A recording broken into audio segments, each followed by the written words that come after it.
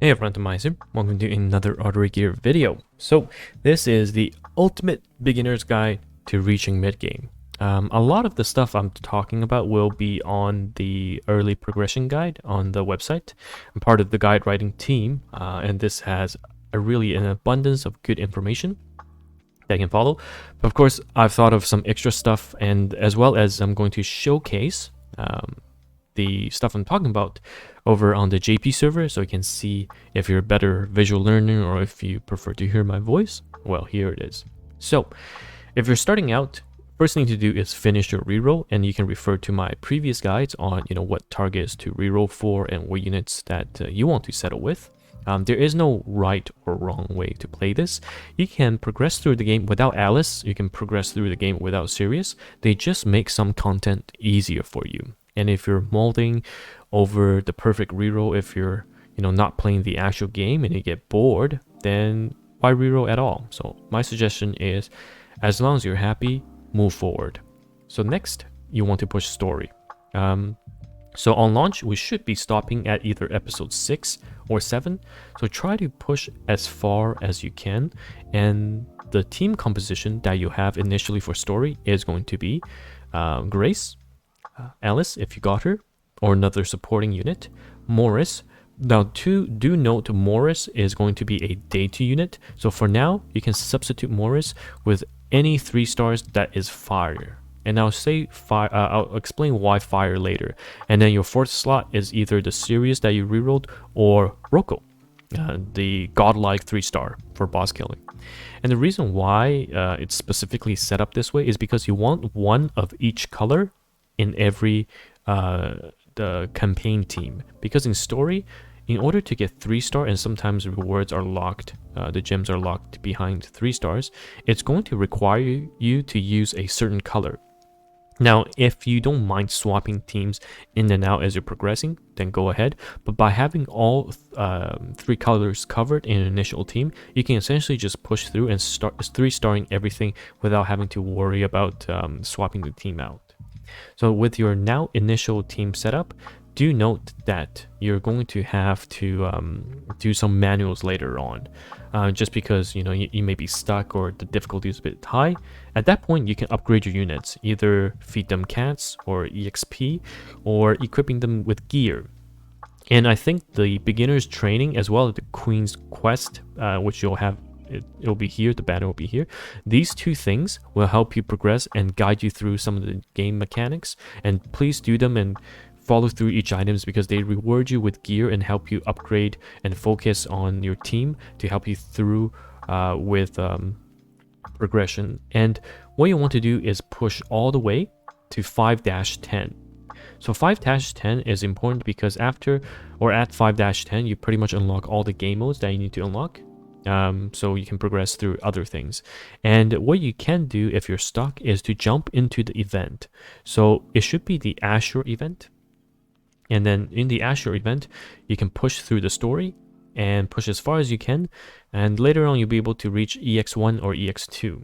So in my previous video, I talked about, don't spread your resources too thin. If you're pushing properly, and you're building Grace as your first unit, you'll be able to reach a comfortable stage to farm EX1 or EX2.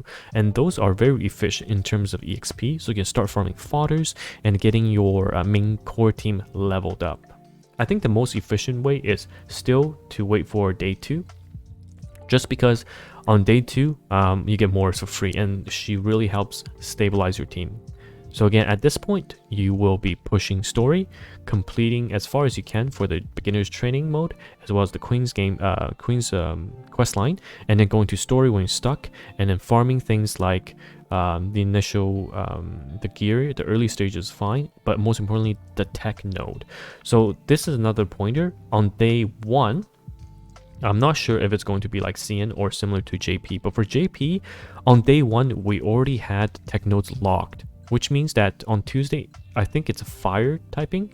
If you didn't farm the Tuesday one, you had to wait for 2 days for the tech to unlock. So you want to push as far as you can for the first day and farm enough so you can at least unlock node 3, If it's fire, then it's going to be very important for your Morris, because Morris you want to upgrade skill 2 and skill 3 as soon as possible. So on day 1, just push enough so you can farm at least enough nodes to upgrade unlock tech 3. And what I mean by tech 3 is here. At tech 3, you unlock skill upgrade and you're able to level up your skills by using the chips. So that's why it's very important. So at this point, you'll be between story mode, you'll be between event, you'll be between the 2 quests and tech to kind of stock up on the first day. And then when you get stuck at 510, you have the option to finish rounding out your team and start going into the gear farming stage. So of course, the first gear farming stage would be Centaur. And this is why initially in your team, you didn't see Ginga. Because Ginga is not very helpful for story pushing or event. But as you reach 510, you can start pushing gear farming. And initially, you might be able to only do stage 5 and 6. So what I did on JP is I farmed, I believe, the 5-star gear, so which is 5 and 6, and then got enough decent 5-star gear to start pushing 7 and 8. Because then at 7 and 8, you'll be able to get 6-star gears. So the benchmark for that is you need to have a 6-star Ginga on the free attack set. That is day 2. So for most people, you'll reach that in day 2 because the game gives you a free 6-star attack set, which is really, really good. But for a lot of the players who are, rushing progress, you technically can do a lot earlier by using a 5-star attack set. And then the 2 6-star crit off piece to make a strong enough Ginga. But you need ideally 2 sets of speed. Even the 4 piece is fine.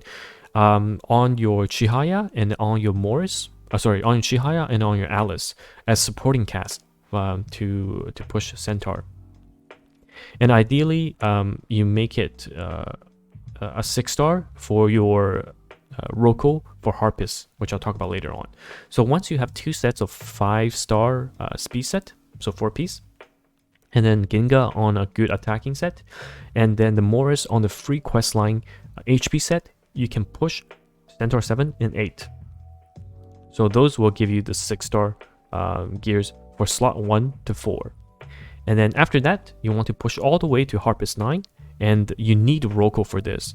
It's very difficult to do that initially unless you have a very strong series, but Roko is your best single target Harpist killer by pairing Roko with Chihaya and Alice to extend debuffs and push and poison the apply corrosive debuff on the boss. Of course, I'll have more videos as you progress through this, but please just note that what you want to do and the hallmark of reaching mid game is you'll be able to farm center stage 7 and 8, and you don't have to have 100% success rate. Even 5% or 10% is enough because it doesn't consume stamina when you fail. So you can just leave it in offline repeat and go from there. And then you'll be able to, if you'll be able to farm Harpist 9 along with Centaur 7 and 8, that essentially covers all the slot 1 to 1, 2, 3, 4, 5, 6, 7, 6, right? 1, 2, 6.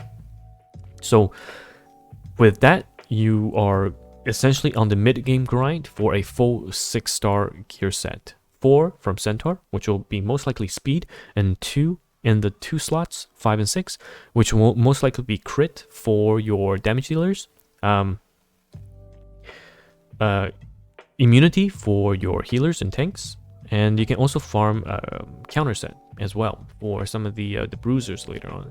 But once you can do that, you're officially entering mid-game.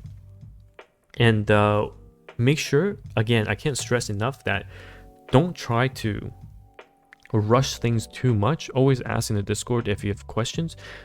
Many people will make mistakes along the way, and always take it at your own pace. Just because someone gets through Harpist 9 or Centaur 7 8 on day 2 doesn't mean you have to do the same.